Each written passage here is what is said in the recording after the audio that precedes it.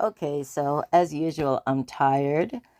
Um, Today was a bit of a hard day. It's the anniversary of when I lost my mom to breast cancer. So I try to keep myself, occupied. Love Island USA and doing vlog vignettes actually helps me with that.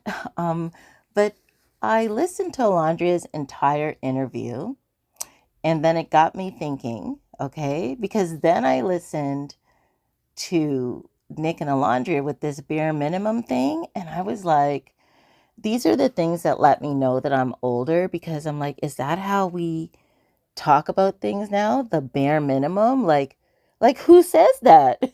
So I guess so I want to ask you guys, like, what are your haves and your have nots? I guess when it comes to dating. Now, this is the thing.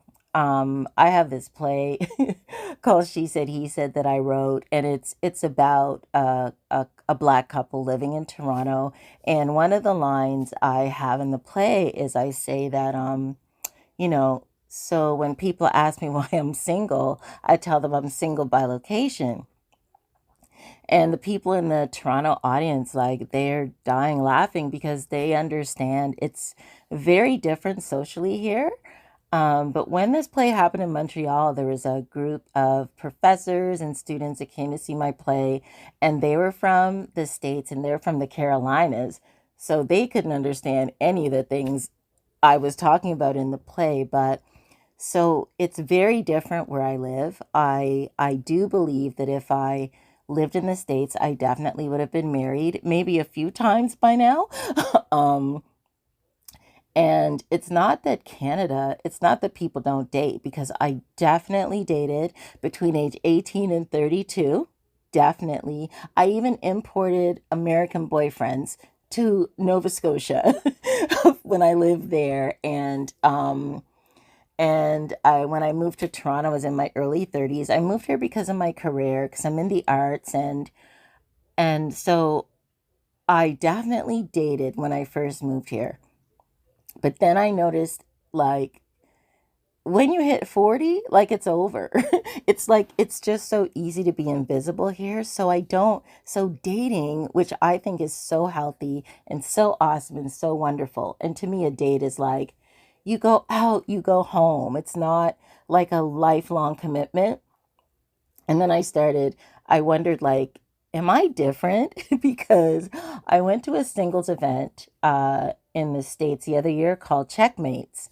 And I went with my friend, and we're both in our 50s. Oh, I think he's 60 now. Haha. Anyways, but we both went, and I've been single since Jesus was on the cross. Like, that is my famous line. I really have been single a long time.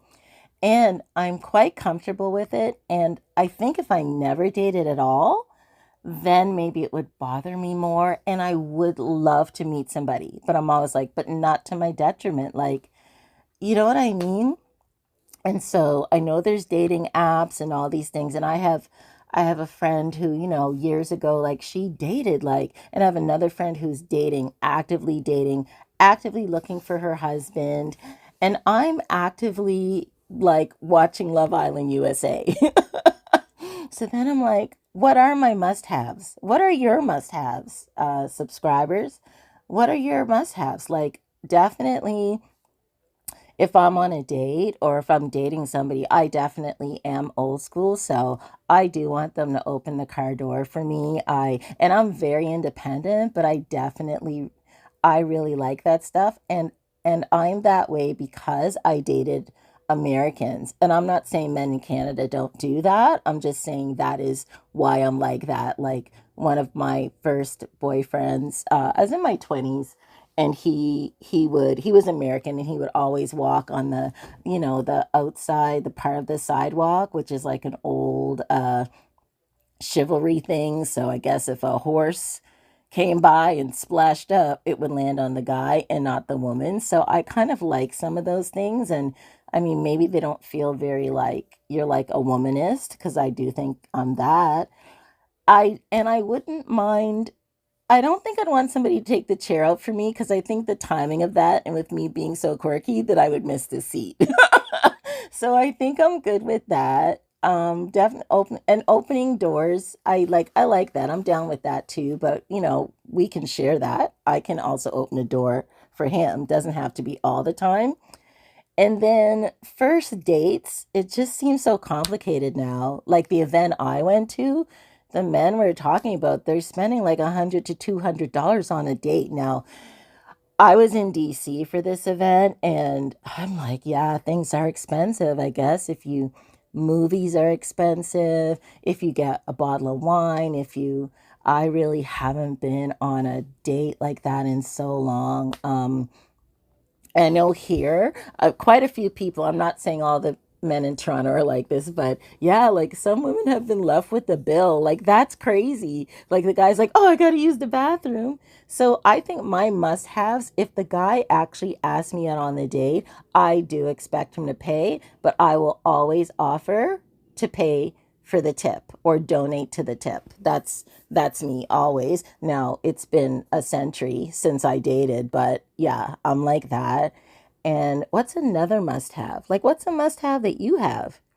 The other thing I noticed, they've got dating apps, and I've on them. I forget that I'm on them, but I haven't really made it past being on there to really talking to somebody or meeting anybody. Not from, no, I haven't. I have to wait and think if I'm lying because, I have post concussion syndrome, but I can tell you, like, even on there, like, I'm definitely not, I have on there, like, not into poly. No, that's not me, like, one person, but I wouldn't mind dating, like, actually having a date, like, one week, then having a date with someone else another week. I think that's a great part of being single.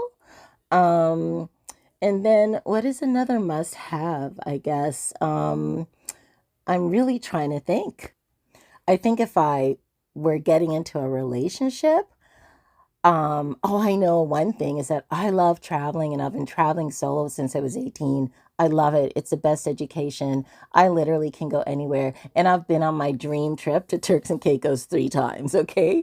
I have two more dream trips that as I get better, I definitely want to go on. But I can tell you that just even writing to a guy on an app and saying that I'm a solo traveler and then him writing and saying he could never go anywhere solo, he needs that company and blah blah blah blah blah.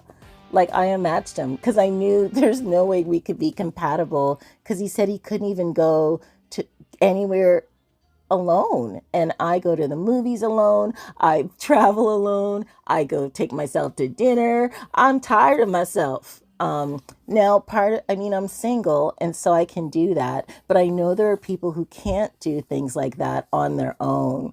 I mean, my philosophy is it's so important that I love myself and that I know who I am, and that I always just say I would, if I do meet somebody, if I'm blessed enough for that, I would love them to be not to my detriment. And I hope that there are some things that we have that we are compatible with. A lot of my friends that are married, I do notice kind of like the yin and the yang, like one's more outgoing and one's quieter. I see that with Nic and Olandria actually. And I know, and I watched a few of Shelly and Ace's their TikTok lives, and their dynamic is, I don't know, they Ace has a really strong personality. So I don't really know their dynamic. Leah and Miguel, like they're really compatible the way they are with each other, and the same thing with Serena and Cordell, and they have things that they kind of vibe on together, and I think that's what's so important.